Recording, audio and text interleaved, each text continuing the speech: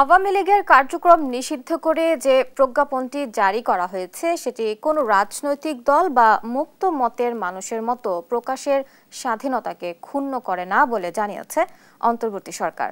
সোমবার দিবাগত রাতে অন্তর্বর্তী সরকারের প্রধান উপদেষ্টার প্রেস উইং থেকে এক বিবৃতিতে এই কথা জানানো হয়। বিবৃতিতে বলা হয়, আওয়ামী লীগের কার্যক্রম নিষিদ্ধ সংক্রান্ত 12 মে প্রজ্ঞাপনটি জারি করা হয় বাংলাদেশ সরকারের স্বরাষ্ট্র মন্ত্রণালয় থেকে।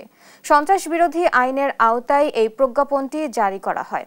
উক্ত আইন ও প্রজ্ঞাপন অনুসারে আন্তর্জাতিক অপরাধ ট্রাইব্যুনালে বিচার কার্য সম্পন্ন না হওয়া পর্যন্ত আওয়ামী লীগ এবং এর সকল অঙ্গ সংগঠন, সহযোগী সংগঠন ও ভ্রাতৃপ্রতিম সংগঠন কর্তৃক যে কোনো ধরনের প্রকাশনা, গণমাধ্যম, অনলাইন ও সামাজিক যোগাযোগ মাধ্যমে প্রচারণা, মিছিল, সভা সমাবেশ, সম্মেলন আয়োজন সহ যাবতীয় কর্মকাণ্ড নিষিদ্ধ ঘোষণা করা হয়েছে।